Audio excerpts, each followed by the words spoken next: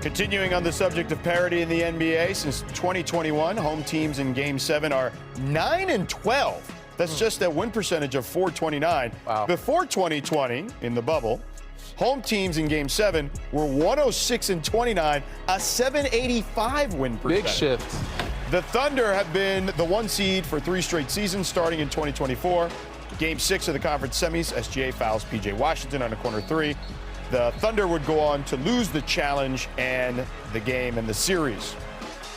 Again, a 1 seed in 2025 with the MVP, Shai Gilgeous-Alexander. They beat the Pacers in the finals in 7 games as SGA became the first player to win finals MVP and MVP in the same season since LeBron with the Heat. And this year, again, the 1 seed in the West, again with SGA as the MVP, but the Thunder fell at home in Game 7 of the conference finals to the Spurs, led by Western Conference Finals MVP Victor Wembanyama.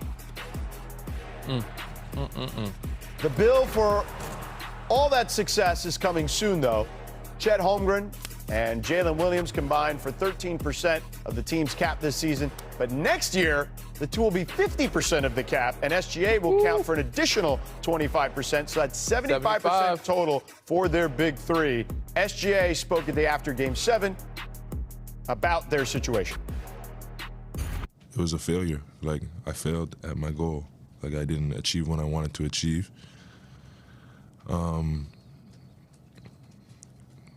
But through my experiences, I learned the most about myself, and I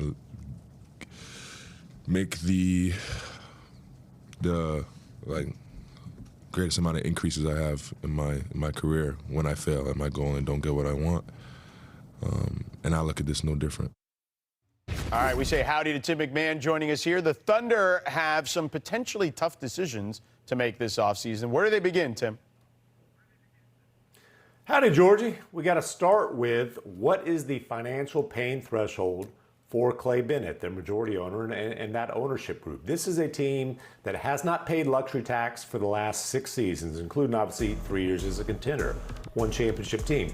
They're going to be deep into luxury tax with the extensions for Chet Holmgren and Jalen Williams kicking in. They're going to vault into second apron territory. Now, Isaiah Hartenstein has a team option.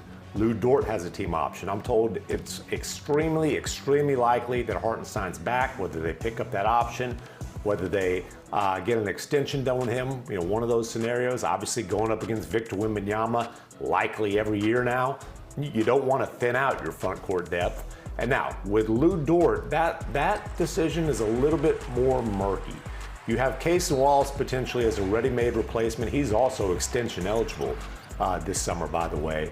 And Shai Gilgeous-Alexander, I asked him after Game 7 how much input he would give. He said he wouldn't give any input. He's going to trust, in his words, Sam Presti, the best GM in the world, to do his job. I was told, though, that Shai was playing a little bit coy there. He will at least remind Sam Presti and the Thunder management just how much he values having Lou Dort as his teammate. Remember, those two are tied for the longest tenure of the guys on the roster right now, and they spend their summers together playing for Team Canada. All right, hold on for 1 sec, Tim, because SGA was also asked about Chet Holmgren after Chet shot just 1 of 2 in Game 7. Let's take a listen. We need Chet. Like, we need Chet Holmgren. Like, before Chet was here, we weren't who we are today. We didn't have the success we had today. Like, when he's the best version of himself, we're the best version of ourselves, and it's no secret. The version of Chet that we have today is the worst version of Chet we'll ever have. And I've said that literally every time I talk about Chet. So, like, he's going to get better at basketball. All right, let's bring in Danny and Chiney into the discussion here. OKC will likely have to go through Wemby to get back to the finals here over the next several years, we imagine. So, Chiney, is there a concern that this is just a bad matchup for Chet? I think it is obvious that this is a bad matchup, and I know a lot of people were saying, oh, this is a rivalry. Right now, it looks like it's not, because Victor Wembanyama versus Chet, we know it's kind of more one-sided, especially when it comes to the NBA. But if you actually look at the numbers, Chet has done well versus all teams not named the San Antonio Spurs, averaging 17 points per game versus all teams. It's just when you're going up against the Defensive Player of the Year in Victor Wembanyama, where he's near 11, shooting way less, 10 percentage points less from the floor, and obviously his three-point shot drops. So it's not like Chet has a issue in the NBA, he has a Victor Wembanyama issue most specifically. But I will say this, though. If I'm Chet Holmgren, I'm turning off the TV, I'm locking myself, getting some rest, and then I'm locking myself in the gym because it was more so a mindset thing than it was a talent thing. Yeah. He was open for shots. He just chose not to take them. Why? Because Wemby disrupted his whole flow. And that can't happen. We've seen in back-to-back years where he's sort of fallen short in the biggest moments. Versus the Indiana Pacers in the NBA Finals, only 12 points per game.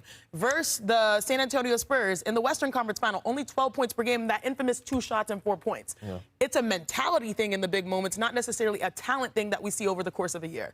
So I like to give people some grace, but, like, he has to figure it out soon because there's Jokic in the West, there's Wemby in the West, there's Gobert in the West, and you have to be that all-star that he was over the regular season in the postseason. Danny, we have seen all-stars struggle in the playoffs at times. What do you make of it? And role players. Yeah. We've seen a lot of people struggle. If I'm the Oklahoma City Thunder, I'm not panicking, right?